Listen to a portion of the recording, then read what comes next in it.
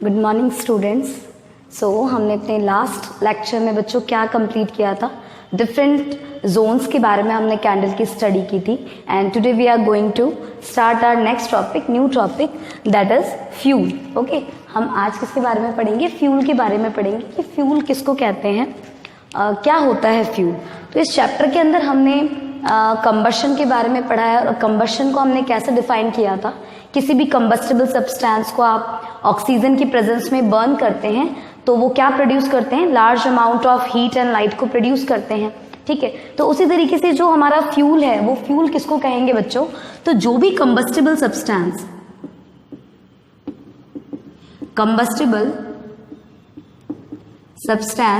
जिसको आप ऑक्सीजन की प्रेजेंस में बर्न कर रहे हैं, कंबस्टेबल सब्सटेंस को आप ऑक्सीजन की प्रेजेंस में बर्न करेंगे और देन जब आप बर्न करेंगे तो वो क्या प्रोड्यूस करेगा?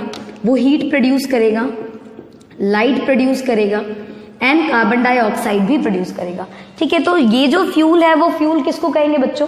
तो जो भी कंबस्टेबल सब्सटेंस जो बर्न हो रहा है, ठीक है, मतलब वो मटेरियल, वो कंबस्टेबल सब्सटेंस, वो मटेरियल जो बर्न हो रहा है, इसी मटेरियल को, इसी कंबस्टेबल सब्सटेंस को हम सिंपल लैंग्वेज में क्या बोलते हैं? हम सिंपल लैंग्वेज में फ्यूल बोलते हैं। ठीक है, कोई क्लियर, बिल्कुल क्लियर हो रहे हो ना आप लोग सब कि कोई भी fuel is nothing, it is just an material which burns to produce a large amount of heat. Clear है? And this energy and this material is known as the fuel. Okay, तो फ्यूल को हम कैसे define कर सकते हैं? तो fuel is the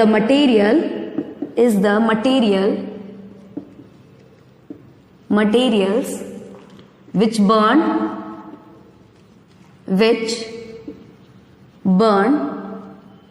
and produce large amount of heat energy is known as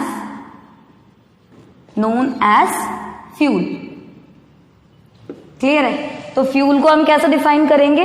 तो fuel is the materials which burns and produce a large amount of heat energy is known as fuel.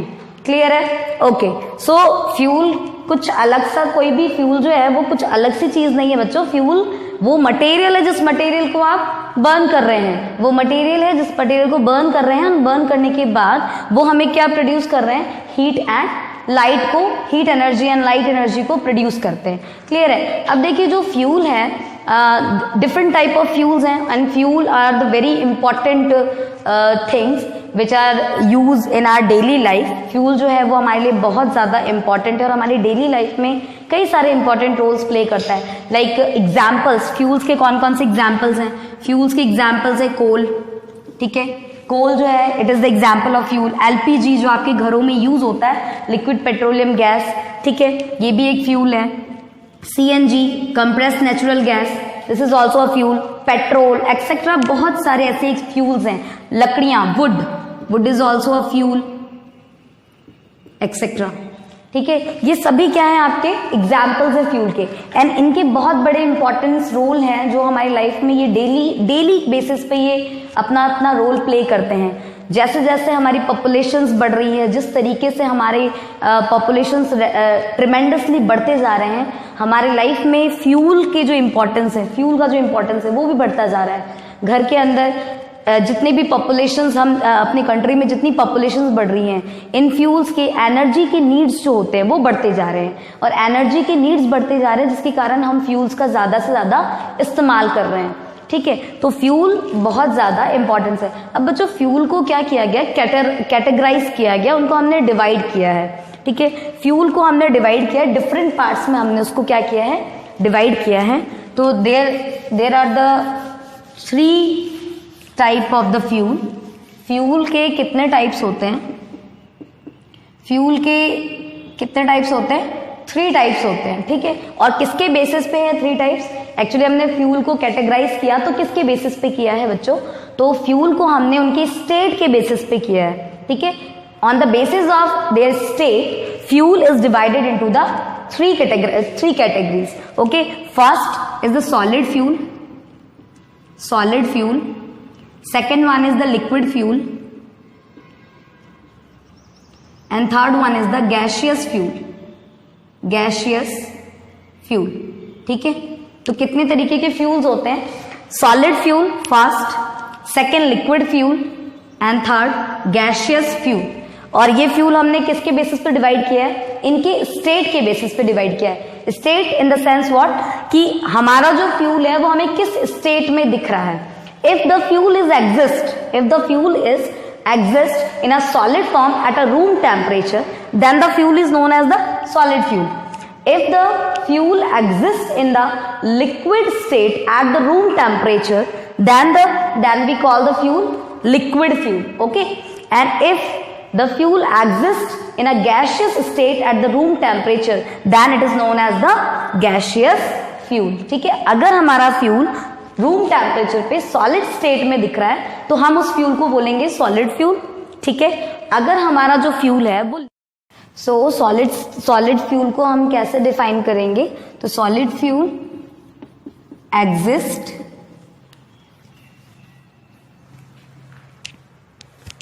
Exist in solid state at room temperature. Room temperature is known as solid fuel. ठीक है, तो solid fuel वो fuels होते हैं जो solid state में room temperature पे कैसे होते हैं? सॉलिड स्टेट में एग्जिस्ट करते हैं. क्लियर? इसके एग्जाम्पल्स क्या क्या हो जाएंगे बच्चों? तो एग्जाम्पल्स, बहुत सारे एग्जाम्पल्स हैं जो सॉलिड, ऐसे फ्यूल्स जो सॉलिड स्टेट में पाए जाते हैं रूम टेम्परेचर पे. लाइक वुड, लकड़ी की बात करें तो वुड क्या है बच्चों? तो वुड जो है आपके सॉलिड स्टेट में पाया जाता है रूम टेम्परेचर पे. कोल, ठीक है, कोयले की बात करें, coal is also present in the solid state at the room temperature. ऐसे कई सारे एग्जाम्पल्स है, वैक्स एक्सेट्रा. क्लियर है? सो सॉलिड फ्यूल को हम इस तरीके से डिफाइन करेंगे. अगर हम बात करें लिक्विड फ्यूल की बात करें तो लिक्विड फ्यूल को हम कैसे डिफाइन करेंगे? तो liquid fuel exist in liquid state at room temperature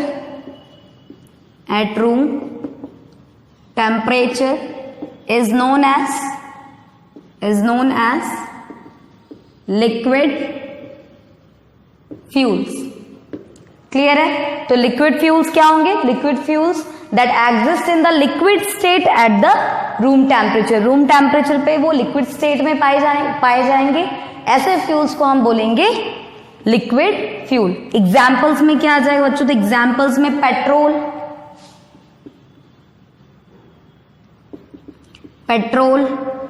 diesel etcetera, और भी बहुत सारे एग्जाम्पल्स हैं. ठीक है, petrol, diesel, kerosene etcetera, these are the examples of the liquid fuel. Okay, so last one is first solid fuel, second one is liquid fuel and third one is gaseous fuel. तो बेटा इसको कैसे define करेंगे?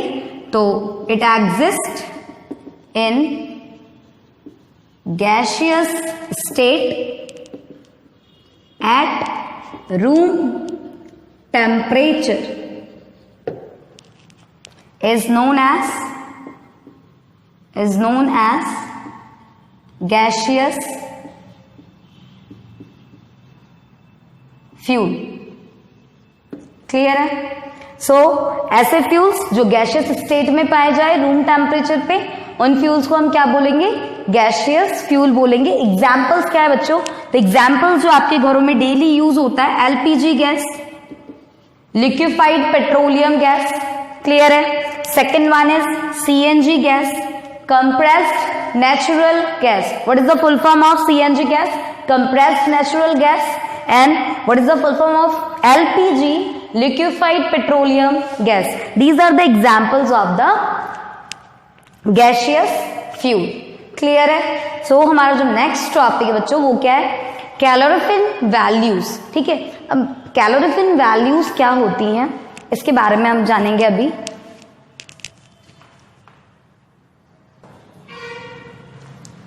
तो बेटा calorific value क्या होती है? तो calorific value of the fuel का मतलब क्या है बेटा? देखो सभी फ्यूल्स की कौन सा फ्यूल हमारे लिए बेस्ट है और कौन सा फ्यूल हमारे लिए थोड़ा कम बेस्ट है, ठीक है, दैट मीन्स वो हमारे लिए इतना बेस्ट नहीं है। ये हम कैसे डिफाइन करते हैं? तो हम ये डिसाइड करते हैं फ्यूल की इफिशियंसी पे कि कौन से फ्यूल की इफिशियंसी कितनी है, ठीक है। तो फ्यूल की जो इफिशियंसी होती है वो डिसाइड करती है कि फ्यूल जो है वो बेस्ट है या हमारे लिए वो फ्यूल इतना बेस्ट नहीं है, ठीक है। तो फ्यूल की जो इफिशियंसी है उस इफिशियंसी को हम किस टर्मिनोलॉजी में जानते हैं? That is calorific value. Calorific value, तो कैलोरीफिक वैल्यू क्या होता है बच्चों? तो अगर हम किसी भी फ्यूल को यूज करते हैं तो इफ फ्यूल इज बर्न, देखो फ्यूल जो है वो ऑक्सीजन के प्रेजेंस में बर्न होता है एंड बर्न होकर वो लार्ज अमाउंट में हीट को प्रोड्यूस करता है। Every fuels produce a different amount of energy. Every fuels, कुछ फ्यूल्स जो है वो ज्यादा अमाउंट में हीट को प्रोड्यूस करते हैं और कुछ फ्यूल्स जो है वो कम अमाउंट में हीट को प्रोड्यूस करते हैं।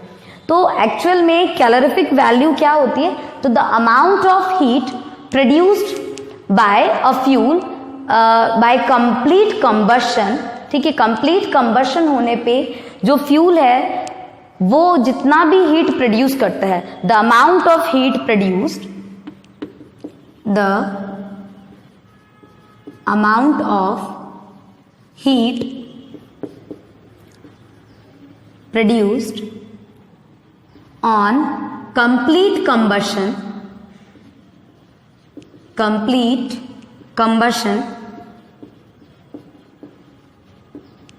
ऑफ 1 kg फ्यूल, ठीक है।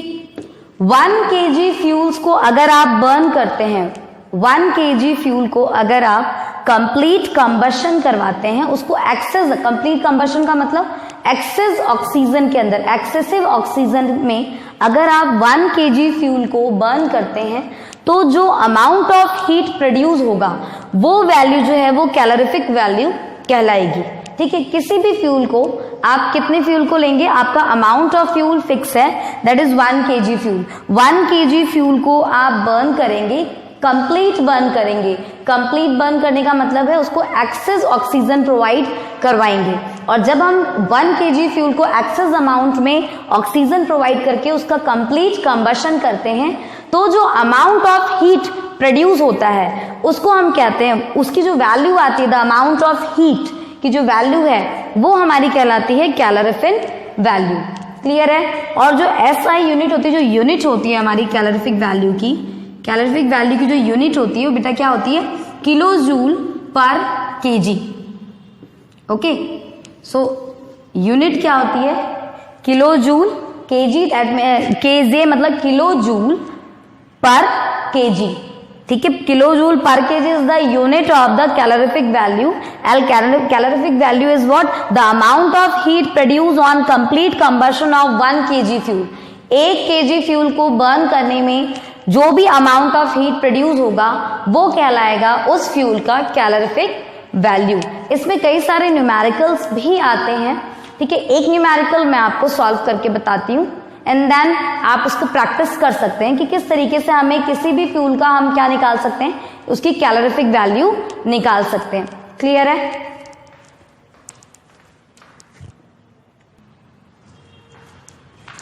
एक आपके पास एक एग्जाम्पल है कि सो बच्चों देखो, एक एग्जाम्पल से हम इसको समझते हैं कैसे हम कैलोरीफिक वैल्यू को निकाल सकते हैं। हमारे पास एक क्वेश्चन है, in an experiment 2 kg of a fuel wood was completely burnt, the heat produced was measured to be a 20,000 kilojoule, calculate the calorific value। आपको क्या करना है इस क्वेश्चन के अंदर? इस क्वेश्चन में हमारे एक्सपेरिमेंट के दौरान हमने 2 kg फ्यूल्स को हमने क्या किया? कंप्लीटली बर्न किया। कंप्लीटली बर्न मतलब हमने उसको एक्सेसिव ऑक्सीजन प्रोवाइड करके कंप्लीट बर्न किया है, एंड देन प्रोड्यूस हुआ है हीट। कितना प्रोड्यूस हुआ है हीट? 20,000 किलोजूल हीट प्रोड्यूस हुआ है। हमें क्या निकालना है? कैलोरीफिक वैल्यू निकालनी है। कैलोरीफिक वैल्यू क्या होती है? जब 1 kg फ्यूल को आप क्या करते हैं, कंप्लीटली बर्न करते हैं, एंड कंप्लीटली बर्न करने पे जो हमारा अमाउंट ऑफ हीट प्रोड्यूस होता है वो कहलाता है कैलोरीफिक वैल्यू। सो कैसे सॉल्व करेंगे बच्चों, तो heat produced by the burning 2 kg fuel, 2 kg fuel को बर्न करने पे हीट कितना प्रोड्यूस हुआ है, 20,000 किलो जूल प्रोड्यूस हुआ है। अब हमें क्या करना है, 1 kg किलो जूल का निकालना है, 1 kg फ्यूल का निकालना है। So the heat produced by the burning 1 kg fuel, 1 kg fuel को कैसे निकालेंगे, 20,000 divided by 2, clear. So cut करेंगे, 2 1s are 2 and 0 0 0 0, that means दस द कैलोरीफिक वैल्यू कितनी आई आपकी, 10,000 किलो जूल, ये हमारी कैलोरीफिक वैल्यू आ गई है। ठीक है, तो इस तरीके से आपके पास कुछ क्वेश्चंस आ सकते हैं, न्यूमेरिकल्स आ सकते हैं, जिसमें हमें कैलोरीफिक वैल्यू को सॉल्व करना हो तो आप इस तरीके से सॉल्व कर सकते हैं। ठीक है, हमेशा ध्यान रखना है कैलोरीफिक वैल्यू क्या होगी बच्चों, फिर से सुन लीजिए। 1 kg फ्यूल को अगर आप बर्न करते हैं, उसको कंप्लीट कंबशन में, दैट मीन्स आप excess amount of oxygen provide करके कंप्लीटली बर्न करते हैं आप 1 kg फ्यूल को, तो जो amount of heat energy produce होता है वो हमारा कैलोरीफिक वैल्यू कहलाता है। एंड एवरी कंबस्टेबल सब्सटेंस, हर एक कंबस्टेबल सब्सटेंस जिसको हम फ्यूल बोलते हैं, उन सभी फ्यूल्स की अपनी अपनी कैलोरीफिक वैल्यू होती है, और हम कैलोरीफिक वैल्यू को देखते हुए हम ये डिसाइड कर सकते हैं कि ये फ्यूल हमारे लिए बेस्ट है। ओके, समझ में आ रही बात, मतलब कैलोरीफिक वैल्यू उसकी फ्यूल की इफिशियंसी को बताता है। ठीक है, और इफिशियंसी, जिसकी भी इफिशियंसी अच्छी होगी, कैलोरीफिक वैल्यू जिसकी अच्छी होगी, उसकी इफिशियंसी अच्छी होगी, और वो फ्यूल हमारे लिए बेस्ट फ्यूल कहलाएगा। सो अभी हम देखते हैं कि कुछ ऐसे फ्यूल्स के बारे में देखेंगे जिसकी हम कैलोरीफिक वैल्यूज भी अभी हम नोट डाउन करेंगे कि कौन कौन से फ्यूल की कितनी कितनी कैलोरीफिक वैल्यू होती है। क्लियर है?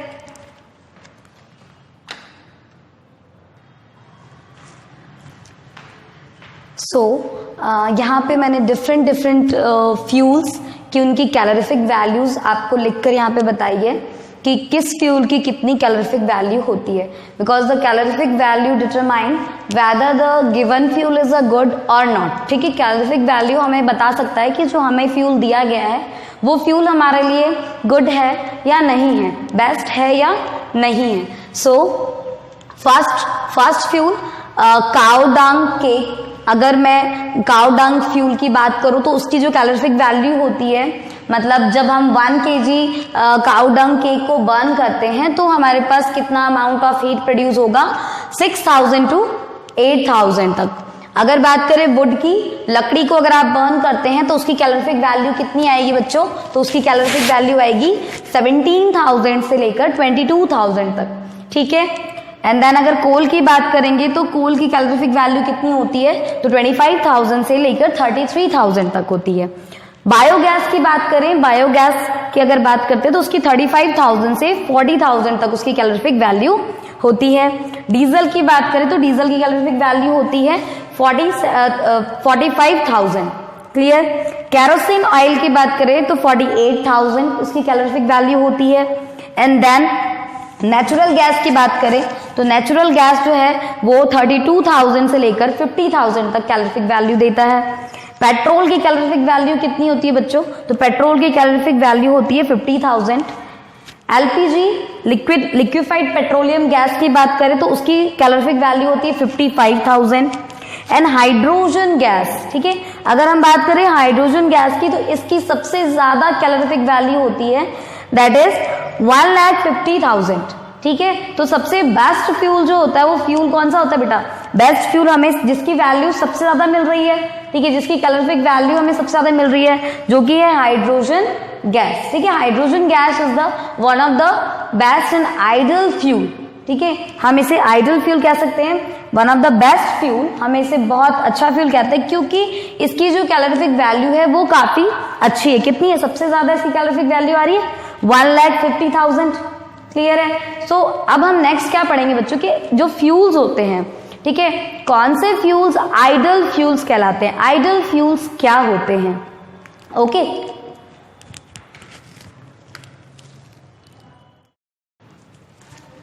सो our next topic is the characteristic of an ideal fuel. तो बेटा आइडियल फ्यूल जो है उसके कौन कौन से कैरेक्टरिस्टिक है, कैसे हम किसी फ्यूल को आइडियल फ्यूल कह सकते हैं। So first one is it should be an fairly cheap and easily available. सबसे पहली बात तो ऐसे फ्यूल जो काफ़ी चीप होने चाहिए, रेट के अंदर सस्ते होने चाहिए और इजीली अवेलेबल होने चाहिए, ठीक है, तो वो फ्यूल हमारे लिए आइडियल फ्यूल कहलाएगा। Second one is it should be an easy to handle and safe to transport, ठीक है, हमारे लिए हमें उस फ्यूल को हम हैंडल भी बड़े इजीली कर सके और अगर हम उसको कहीं ट्रांसपोर्ट करते हैं तो वो हम सेफली उसको ट्रांसपोर्ट भी कर सके, तो ऐसे फ्यूल हमारे लिए आइडियल फ्यूल कहलाएंगे। Third one is it should burn smoothly, ठीक है, जब भी हम फ्यूल को बर्न करते हैं तो वो बड़े स्मूथली बर्न हो, ऐसे फ्यूल को हम आइडियल फ्यूल कहेंगे। Fourth one is it should have the high calorific value, ठीक है, हमारी कैलोरीफिक फ्यूल की कैलोरीफिक वैल्यू क्या होनी चाहिए, हाई होनी चाहिए, तो ऐसे फ्यूल जिसकी कैलोरीफिक वैल्यू हाई हो वो फ्यूल हमारे लिए आइडियल फ्यूल कहलाएगा। और हमने अभी पढ़ा था, हमने सारे फ्यूल्स की कैलोरीफिक वैल्यू पढ़ी थी, डिफरेंट कैलोरीफिक वैल्यू, तो उसमें हमने देखा था सबसे ज्यादा हाई वैल्यू जो आ रही थी वो किसकी आ रही थी, हाइड्रोजन गैस की आ रही थी। अगर हम हाइड्रोजन गैस को एज अ फ्यूल यूज करते हैं तो वो हमारे लिए सबसे ज्यादा बेस्ट आइडियल फ्यूल कहलाता है, क्योंकि उसकी कैलोरीफिक वैल्यू काफी अच्छी है, काफी हाई होती है। Next one is it should not produce any harmful and toxic fumes, ठीक है, फ्यूल वही फ्यूल हमारे लिए आइडियल फ्यूल होता है बच्चों, जो फ्यूल जिसको जब हम बर्न करते हैं तो बर्न करने पे वो टॉक्सिक सब्सटेंस को रिलीज ना करे, किसी भी हार्मफुल और टॉक्सिक फ्यूम्स को रिलीज ना करे, ठीक है, तो वो फ्यूल हमारे लिए आइडियल फ्यूल कहलाता है। Next one is it should not leave ash after burning, वो फ्यूल आइडियल फ्यूल कहलाता है बच्चों जिस फ्यूल को बर्न करने पे कोई भी बाद में आपका ऐश या रेजिड्यूज ना बचे, कोई भी आपका ऐश वहां पे आपको ना दिखे, ठीक है, अगर आप किसी भी फ्यूल को बर्न कर रहे हैं और आपको अगर बाद में बर्न करने के बाद जो ऐश है वो आपका छूट जा रहा है, लीव हो रहा है, दैट मीन्स वो फ्यूल हमारे लिए आइडियल फ्यूल नहीं कह रहा है, क्योंकि नहीं कहलाएगा, बिकॉज उसके कुछ पार्टिकल जो होंगे वो अनबर्न रह जाएंगे, ठीक है। तो and last one is it should have a proper ignition temperature, हमारे लिए बेस्ट एंड आइडियल फ्यूल वही होगा जिसकी इग्निशन टेम्परेचर भी क्या रहेगी, प्रॉपर रहेगी। प्रॉपर इग्निशन टेम्परेचर का मतलब क्या है बच्चों, आपके रूम टेम्परेचर से ना तो वो टेम्परेचर ज्यादा लो होना चाहिए और ना ही वो टेम्परेचर ज्यादा हाई होना चाहिए, ठीक है। अगर किसी फ्यूल का टेम्परेचर आपके रूम टेम्परेचर से, अगर किसी फ्यूल का इग्निशन टेम्परेचर ज्यादा हाई है तो वो आपके लिए एक आइडियल फ्यूल नहीं कहलाएगा, या तो अगर कुछ ज्यादा ही लो है आपके रूम टेम्परेचर से तो भी आपको वो फ्यूल आइडियल फ्यूल नहीं कहलाएगा। सो आइडियल फ्यूल के कुछ ऐसे कैरेक्टर्स होते हैं जिनसे हम पहचान सकते हैं कि ये फ्यूल हमारे लिए एक आइडियल फ्यूल साबित हो पाएगा, ठीक है। एक बार फिर से रिपीट कर लो, it should be a fairly cheap and very easily available, ठीक है, इजिली अवेलेबल होना चाहिए, चीप होना चाहिए। It should be easy to handle and safe to transport, handle बहुत आसानी से हम जिसे कर सके और जिसको ट्रांसपोर्ट भी हम सेफली कर सके। It should B burn smoothly, बहुत स्मूथली बर्न होना चाहिए वो fuel. It should have an high calorific value, ये बहुत इंपॉर्टेंट पॉइंट है बच्चों कि अच्छा फ्यूल वही है, आइडियल फ्यूल वही है जिसकी कैलोरीफिक वैल्यू बड़ी हाई होनी चाहिए। Next one is it should not produce any harmful and toxic substance, कोई भी हार्मफुल एंड टॉक्सिक फ्यूम्स को वो प्रोड्यूस नहीं करे, ठीक है। And it should not leave any ash after burning, but जलने के बाद, बर्न होने के बाद कोई भी ऐश को प्रोड्यूस ना करे। And it should have an proper ignition temperature, उस फ्यूल का जो इग्निशन टेम्परेचर होना चाहिए वो भी प्रॉपर होना चाहिए। प्रॉपर इन द सेंस आपके रूम टेम्परेचर से ना ही वो ज्यादा होना चाहिए और ना ही वो कम होना चाहिए, तो ऐसे फ्यूल्स को हम आइडियल फ्यूल कहते हैं, ओके।